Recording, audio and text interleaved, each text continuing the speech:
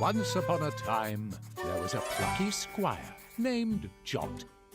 You know, I often find myself comparing games of similar genres to one another, and more times than not, that just leads to the detriment of one of the titles. Obviously, it's the easiest and quickest way to express what a game is like, but I feel like it can be really reductive. When I first picked up the Plucky Squire and hopped into the pages of this adorable adventure puzzle game, I was instantly like, yo, this is just Zelda with a fourth wall breaking slant. But to compare the two really undersells how unique feeling a lot of what the Plucky Squire has going for it is. The first time I leapt from the glossy pages of an illustrated children's book into the childlike joy of a crazy cluttered toy-filled room, I was kinda giddy. There was something magical about seeing that slick transition to the 3D world that made me feel immediately invested. After years of searching for a game to do things even half as thoroughly thought out as the Zelda dungeons of the past, the Plucky Squire has finally achieved that. Especially as a debut game for all possible futures, the Plucky Squire is a show-stopping, wonderful meta-adventure full of charming art designs, clever puzzles, and a lot of brilliantly displayed gameplay choices. While its story may drag on and maybe even overstay its welcome at times, the sheer volume of refreshing ideas is worth the playthrough and keeps the Plucky Squire a consistent page-turner.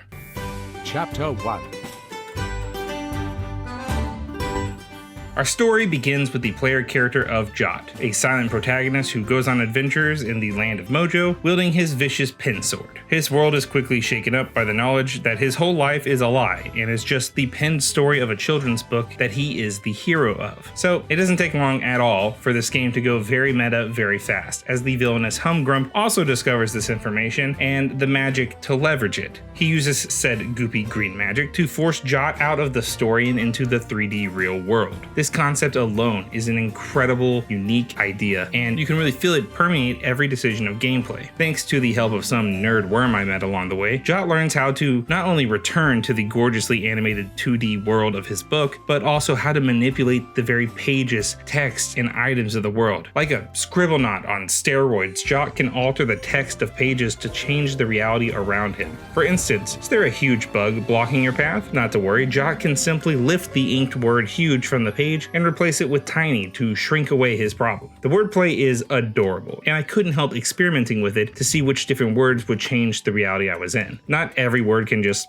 slot in. The sentence still has to make sense, but I still found some really fun exchanges as a result of meddling with this concept. My daughter especially enjoyed getting to watch me swap out words like tiny and huge and closed and open to alter the way things were. As a family-friendly game, it was a fun way to illustrate the power of language and how word choice is really important. The land of Mojo is also home to a ton of interesting characters and locations. Places like ancient ruins and forests litter the areas along the paths between towns. There's also some fun details in the cities to be found, like Artia consisting mostly of famous painters and paintings. Oh look, this one's got a dock.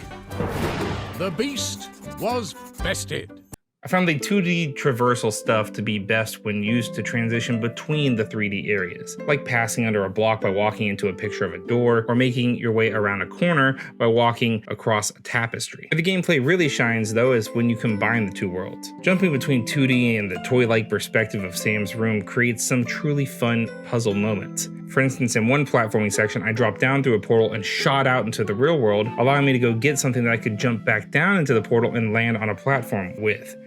Jot can also manipulate the very fabric of the story by backtracking through the pages to grab useful items and words from previous parts of the story, or even tilting the book to assert his newfound godhood over the gravity of the 2D space. A lot of times, this system of dimension hopping would lead me to have to zoom out and take a larger look at the puzzle from a big picture perspective. If I could not find what I needed here, perhaps I just needed to go back a few pages. There are also caves and dungeons to explore on their own, where you would dive in and it would lead to a traditional 2D platforming dance of silhouettes, leaping nimbly from dimly lit corridor to dark floating platforms. Not only that, but the ways that Jot can interact with the various items around the room is some of the most astounding gameplay there is. He can do battle with a Magic the Gathering card, speak to sticky notes, and even sneak past pesky pests. I loved how much joy there is in just figuring out the ways to solve a problem with the book's various interactions. It's some of the most tantalizing puzzle solving I've done all year. The base of Jot's knightly combat is his sword, a pen tip sharpened to a fine edge and a handle that Jot swings swiftly to slay foes. It's a mostly basic combat system that leans heavily into its influences and feels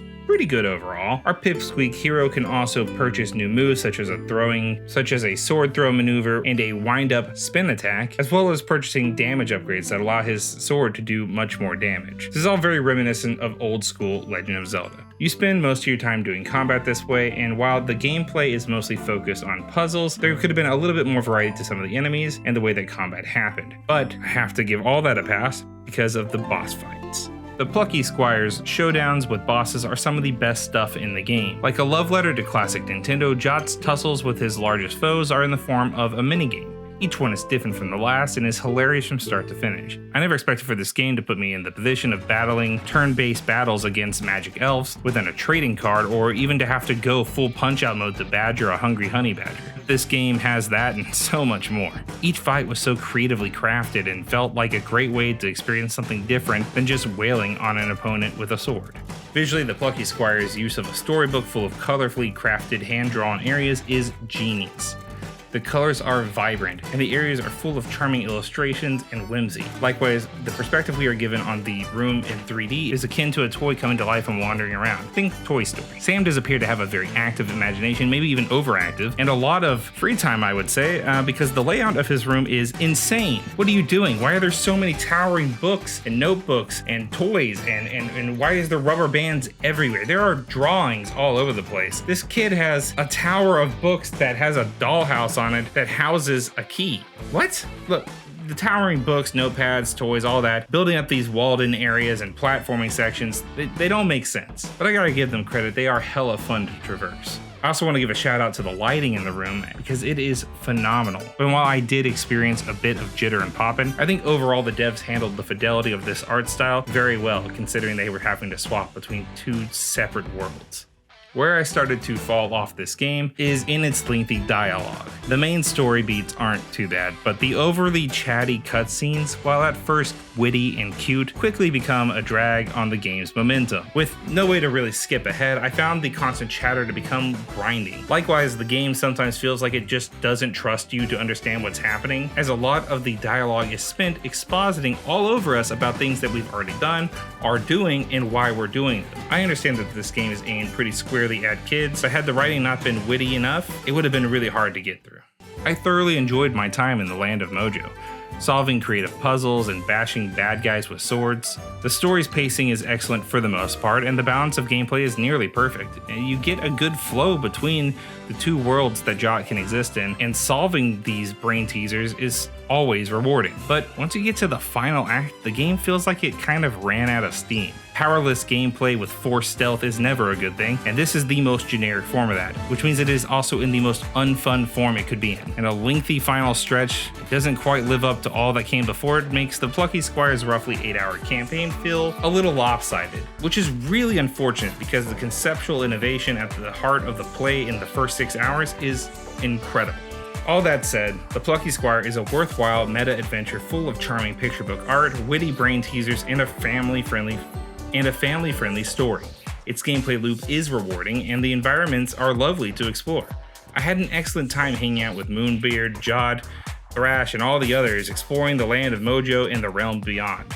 Its clever gimmicks and excellent presentation are only really let down by those final hours, but I'd still say that the experience is worth having.